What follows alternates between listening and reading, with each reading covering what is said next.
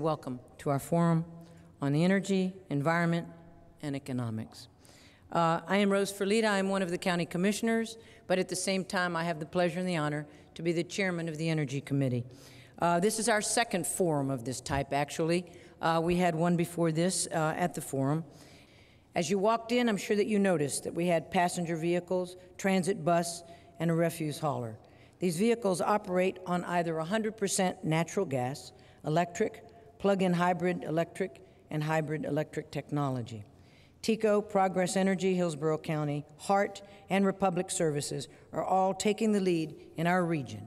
I encourage you again to please stop by. They've taken a lot of time to set up, and I'm sure you will learn many things as you look at our different sponsors and vendors in terms of what they have to present. Fully 20% of our national fleet purchases, which are roughly 1,200 vehicles a year, 20% of those are being bought as natural gas-powered vehicles. And obviously that's good for the environment. We actually put a green roof on an expansion that we did for our box office. The green roof, of course, provides for energy savings in heating and cooling for the facility below.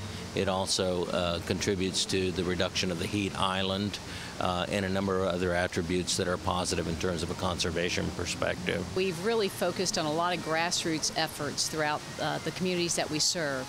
And what we try to do is locate and identify areas or facilities that have a lot of traffic so that we can educate visitors and customers about solar photovoltaics and their impact and the advantages that they have. We heard from a farmer, Gary Parks, who's able to grow on 1 acre what you'd normally take, I think he said 68 acres to grow the same crop on.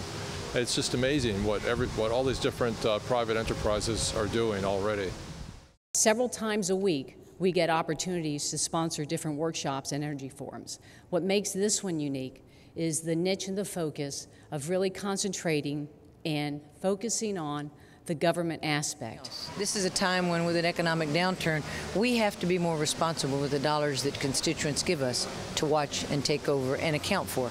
So if we do that, A, it's a great example. B, it helps us in terms of budgetary constraints that we just went through 2 nights ago. And people will learn from that. We do things by example, the community picks up on it, and when you get that mindset, all of a sudden it's not a big deal. It's just a commonsensical deal that helps everybody, community and government. Yeah, I think government can be setting an example, and I think that's one of the things that we hope to promote in this sustainability effort that we have going in Hillsborough County. Hillsborough County is already doing a ton of green things in almost every department, and we need to let the public know what all of those things are so that hopefully that can promote everybody doing more.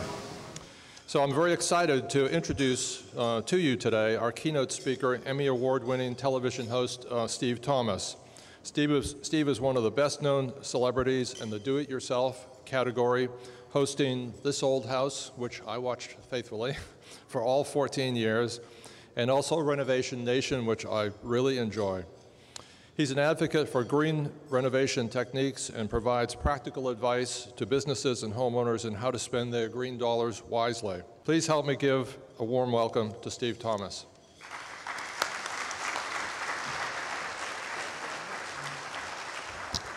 Rick, thank you very much. It's a great pleasure to be here.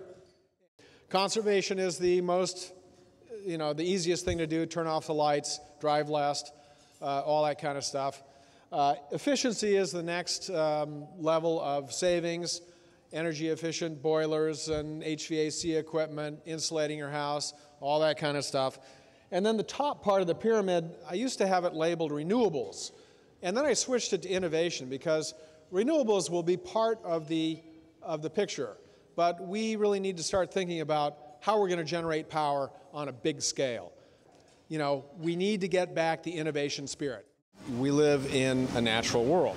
We don't consider that, really, because most of the environment that we interact with on a day-to-day basis is the built environment. But we're headed to a 9 billion person world.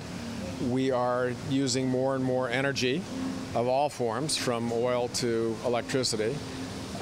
Demand on resources will increase as the developing countries continue to develop, China and India being the most populous of those.